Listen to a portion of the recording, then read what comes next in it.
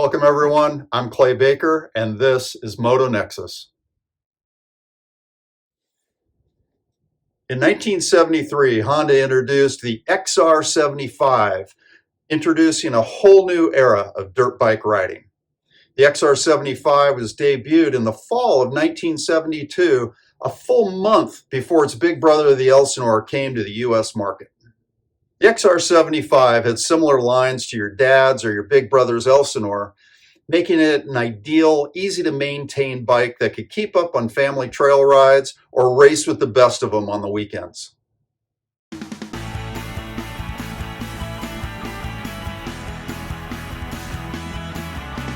In 1974, Honda introduced a new, sleeker tank that mimicked the Elsinore. And in 1975, they introduced a brand new color scheme of Tahitian red that mimicked the CRs. Today, the XR75 has become a collector's item. And many owners are looking to take their faded examples and restore them to their former glory. Come along as I restore the gas tank on our 1975 XR75 in Tahitian red today on Motonexus.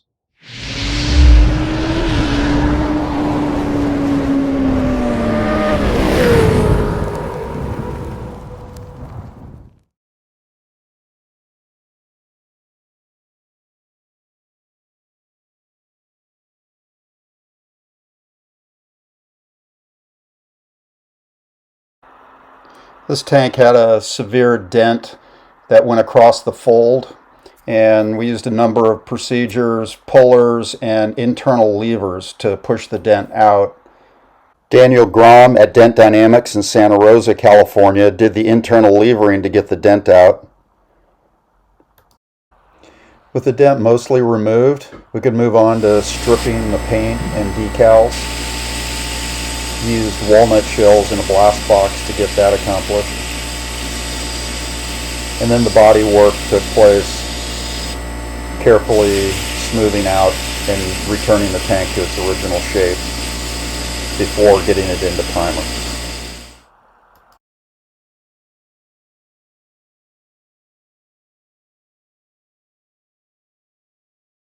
The base coat was color sanded with 2500 grit and some soapy water.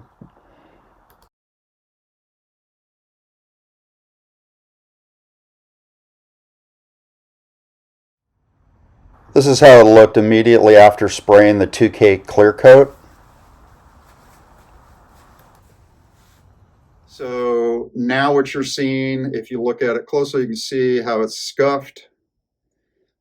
I went over this with some 2500 grit and soapy water to do now that the clear is completely flat.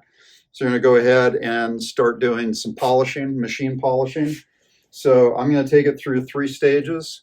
There's 3 different stages of 3M polish that you go through. The first one is a compound, and it's 36060. I buy this off of Amazon. You can get it at auto body shops, paint stores, and a machine polisher that turns fairly slow. You can get one at Harbor Freight for like $100. I like to buff this at around 1500 RPMs.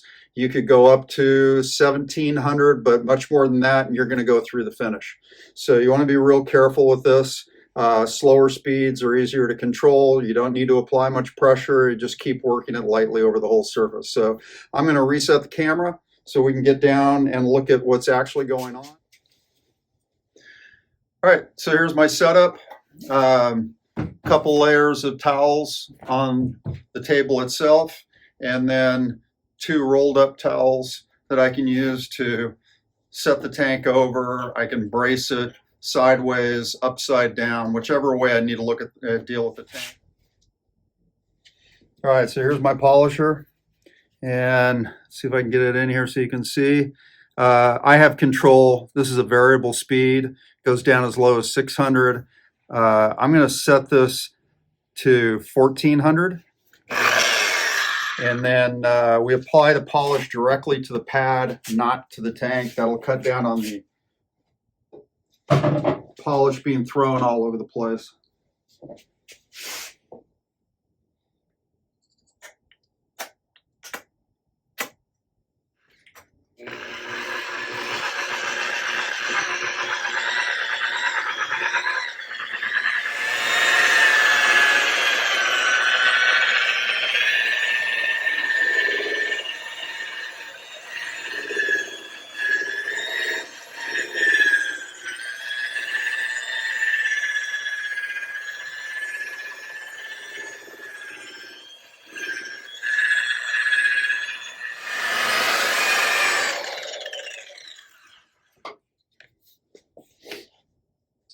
And we'll just have a quick look.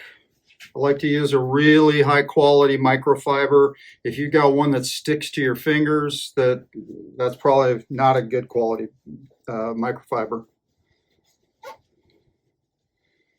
All right, so just for comparison, that little bit of compounding and brings the finish right up. So wiping it down, I can see a couple of spots I've missed. So I'll go back and hit that. Do the other side before we move on.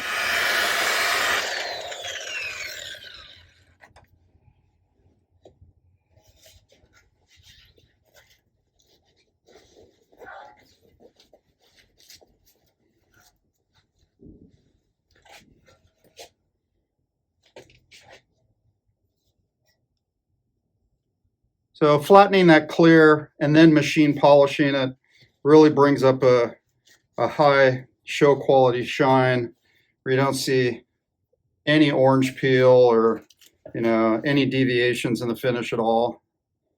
So now the next step is to move on to the next polish. And for that, I'm going to switch pads. So you got a white pad for white polish, blue pad for blue polish, and a black pad for black polish. So step 2, 3M 6094, black on a black pad.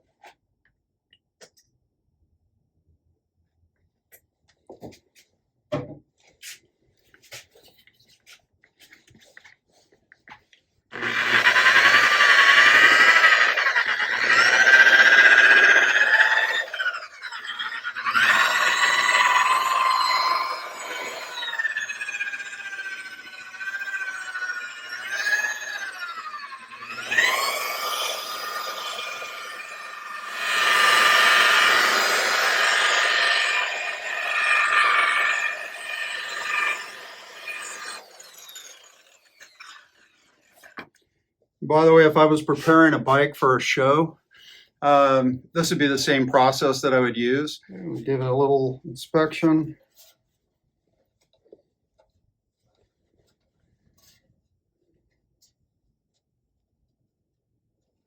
Yeah.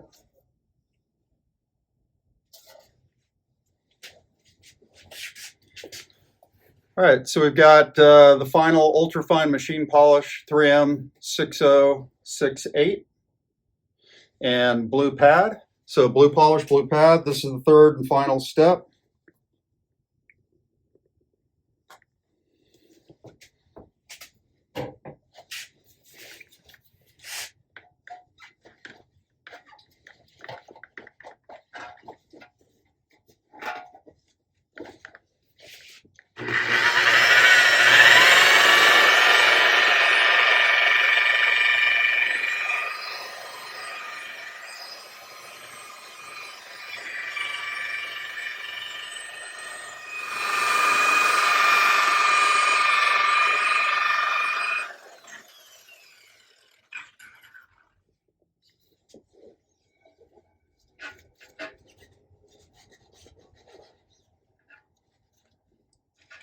And you can already start to see the difference between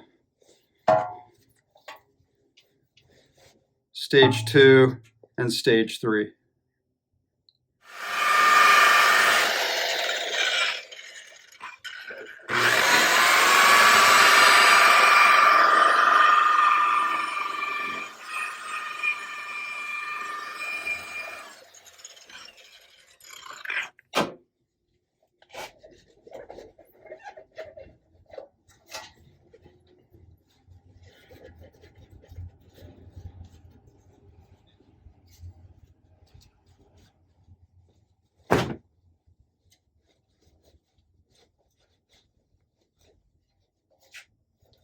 yeah, I'm pretty happy with that.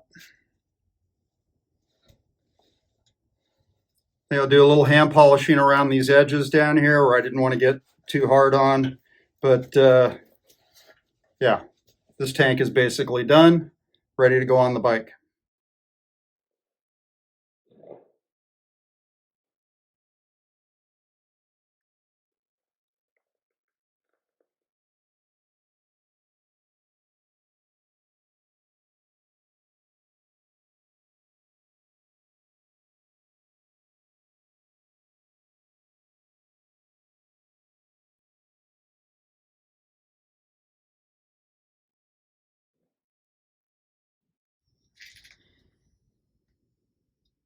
Thank you for watching. Hope this video was helpful. Be sure to click the like button and subscribe to our channel.